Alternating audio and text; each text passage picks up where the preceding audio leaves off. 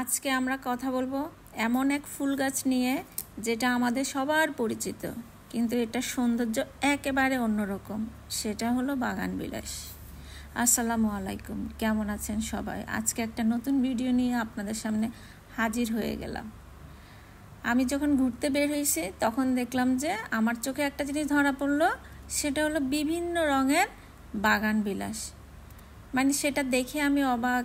একই ফুল আমরা বাংলাদেশে দেখেছি শুধু ম্যাজেন্টা কালার, কিন্তু ওমানের মাটিতে সেটার অনেকগুলো কালার আছে, যা দেখে আমি পুরোটাই অবাক হয়ে গেলাম। আর আমি তখনই চিন্তা করলাম, আমার এই ফুলের যে বিভিন্ন কালারের যে বাগান বিলাস হয়, সেটা তো অবশ্যই আমি আমার ভাই বোনদেরকে দেখাতে হবে, না হলে তো হবে না। যে বাড়ির সামনে বাগান বিলাস থাকে সে বাড়ির সৌন্দর্য একেবারে পাল্টে যায়। বাগান বিলাস হলো এমনই এক ধরনের ফুল যেখানে চোখ জুড়িয়ে যায়। এত সুন্দর ফুলগুলো রাস্তার দুপাশে লাগানো আছে, অনেক সুন্দর। আমরা যখন যাচ্ছিলাম রাস্তার ধারে তখন ফুলগুলো দেখলাম।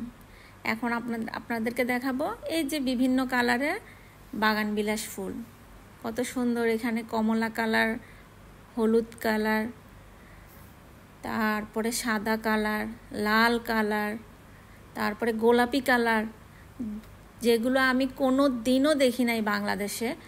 আবার এখানে আমি আজকে প্রথম দেখলাম, সেজন্যই আমি ভিডিও করে নিলাম।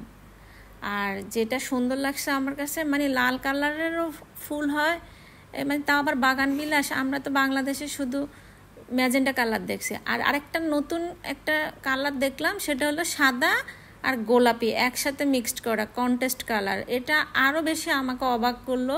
মানে একই ফুলের মধ্যে সাদা কালারও আছে, গোলাপি কালারও আছে, যা দেখে চোখের শান্তি। আর অসাধারণ লাগতেছিল ফুলগুলো আমার কাছে।